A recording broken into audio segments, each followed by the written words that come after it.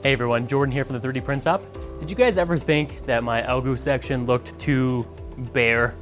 I thought so too. Thankfully, ELEGOO reached out and sent me over Centauri Carbon 2 to check it out. So let's get this unboxed and see how it compares to the Centauri Carbon 1. All right, first up on top, we got a couple instruction points, what to unscrew in the bed, all the usual stuff, user manual, lots of foam, hopefully protecting all the glass. All right, and here is the Centauri Carbon 2. I guess I thought this would just pull up. Come on. Slow and steady.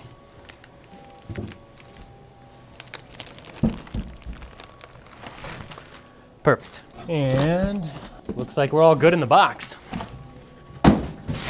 So lots of tape, lots of protection, especially around the glass, which is good. So according to the instructions, you want to take the foam out and then pull the front boxes out of the front. So top foam is coming out.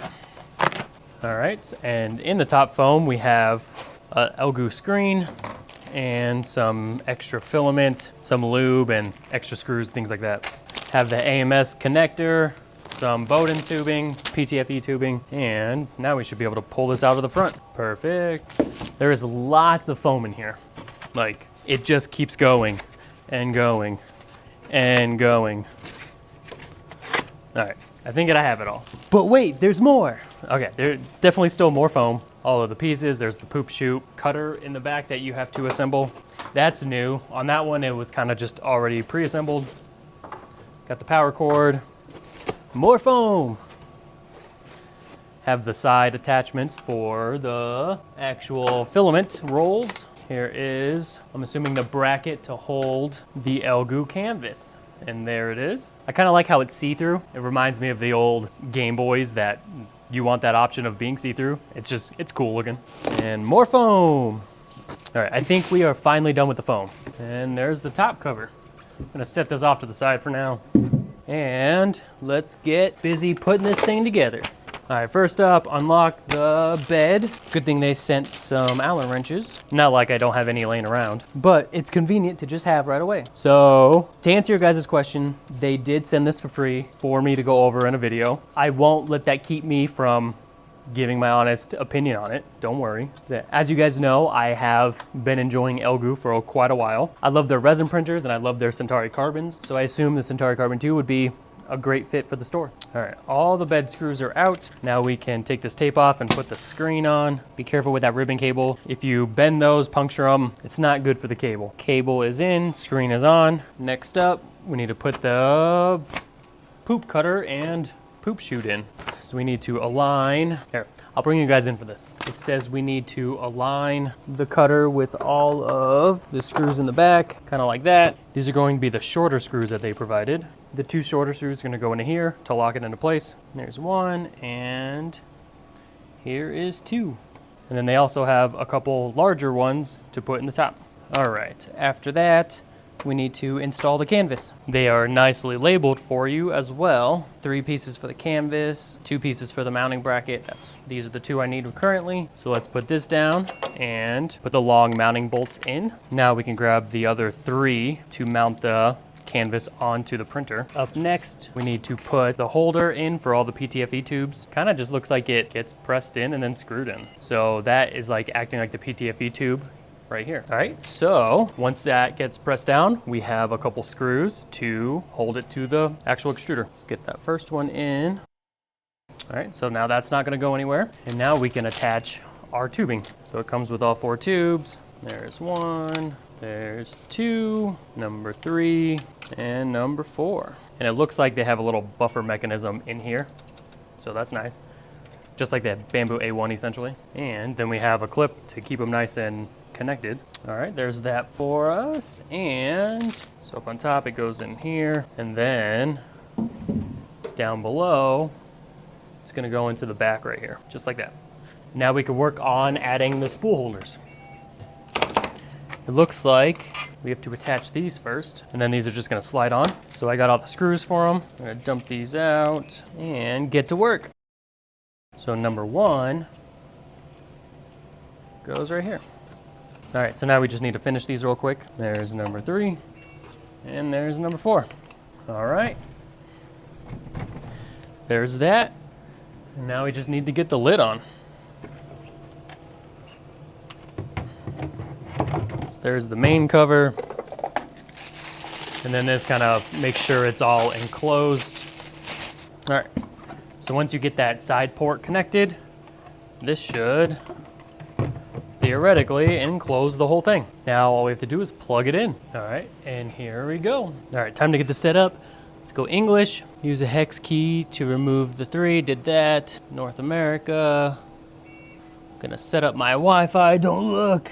Boom, connected. Ensure there are no foreign objects. We're good. Build size A, it's gonna do all of its self-testing. All right, it's gonna start its calibration. It's gonna run through its calibrations, and then we're gonna get some tests printed. All right, while that is going through its calibrations, I guess someone has to clean up the shop. So much foam. Way too much foam. But no, that's good. It was very protected. I appreciate all the film.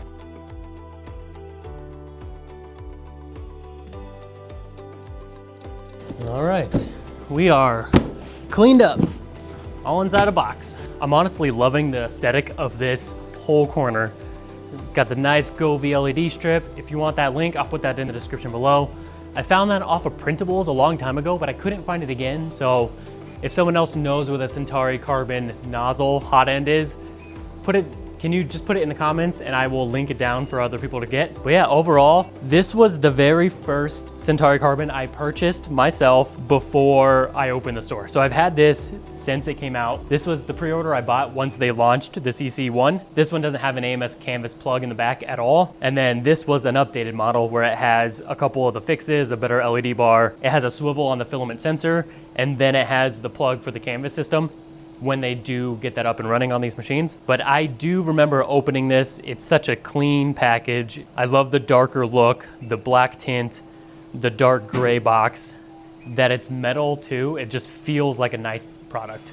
So far on the Centauri Carbon 2, obviously I just unboxed it, haven't done anything else. It has the same look, I love it. The look looks awesome, and I can't wait to get printing with it. So once again, thank you ELEGOO for sending me the Centauri Carbon 2 to test. Obviously these are all my own thoughts. They're not dictating what I can and cannot say. I've just been a fan of ELEGOO. Obviously I have the resin printers, I have the Centauri Carbons 2, which I print PETG and TPU on all the time. It does print PLA great, which you always see a Hulk fist on top of one of them. So this fist was actually printed on the Centauri Carbon in 2 pieces and then glued together. The details are phenomenal. You can't get much better than this, especially for the price. This competes with the other large name brands out there. Honestly, some of my true thoughts and pains on the Centauri Carbon 1 was that you have to go in and click unload, and then it takes forever to unload the filament. So I'm actually extremely happy to try the canvas system, and hopefully it unloads itself. Obviously it should unload itself after every print. And then if you need to change the filament, you just pull it out, put the new one in. That's why I've always wanted a filament sensor changer for the Centauri line. I think that in itself is gonna make me use this machine a lot more for a ton of projects. All right, it is time to test a print. Self-check is complete. Let's see what they have on the SD card. Get a little nameplate to test. So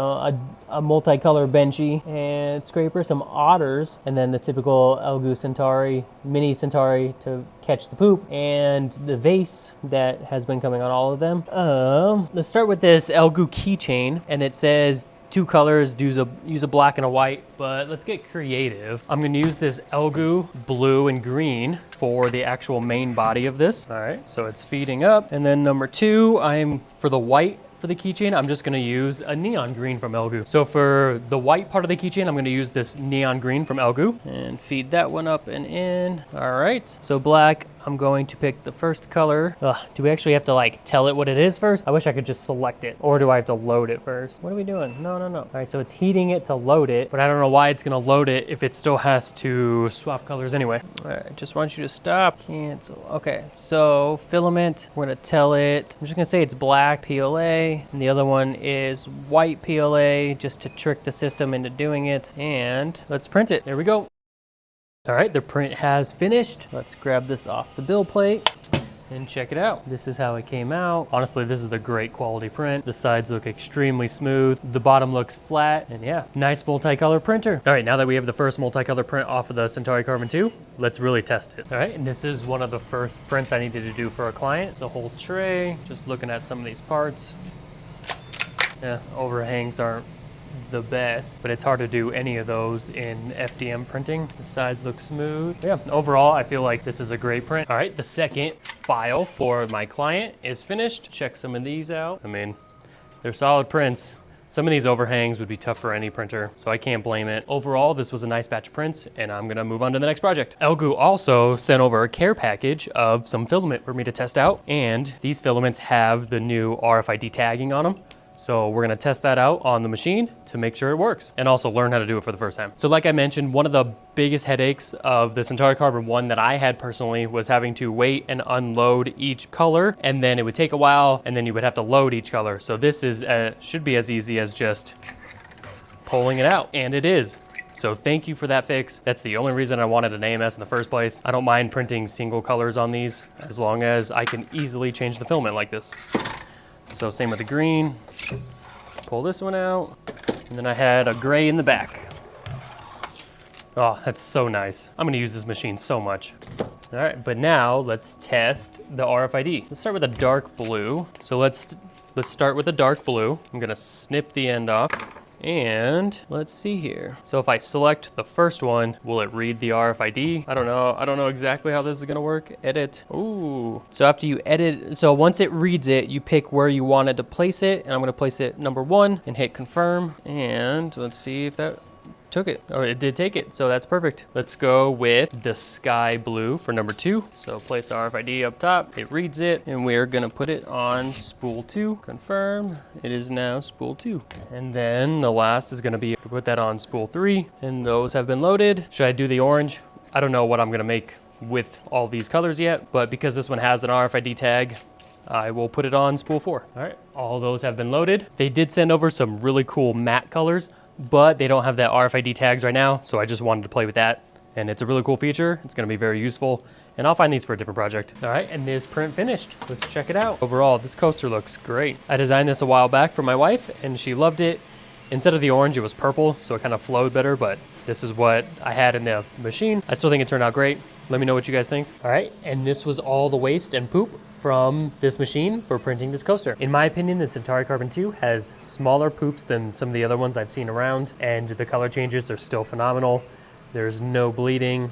It looks great. Those little print issues are a slicer setting. That was my fault. So you can't blame the machine for that. But yeah, overall, if you use the Centauri Carbon in a way that is optimized for a tool changer that purges, this machine is phenomenal. So after testing the Centauri Carbon 2 for a while, it is a fantastic machine for multicolor, but it's not a tool changer. So you have to be strategic in how you design parts that you want to print in multicolor. If you do a really tall object that has 4 color changes per layer for the whole thing, it's just gonna be a waste of material, right? So if you're doing these shorter, quicker changes, like these coasters that I'm printing, or let's say like light boxes, this machine is gonna excel. You're gonna love it. It's gonna be fantastic. Even if you're printing dragons that have a couple changes on the eyes and things like that, it's gonna be a fantastic machine for you guys. All right, so that kind of concludes this little first opening the printer video and testing the printer out a couple times. I'm definitely gonna be doing more videos on this printer and seeing how we can get the most out of it. If you guys are interested in the Centauri Carbon 2 and you guys wanna help the channel, please use my affiliate link down in the description. It's gonna kick back a little bit of money from the sale of the printer to my store. So I appreciate anyone willing to buy the CC2 through my link. All right, with that being said, this is Jordan from the 3D Print Shop. Happy printing.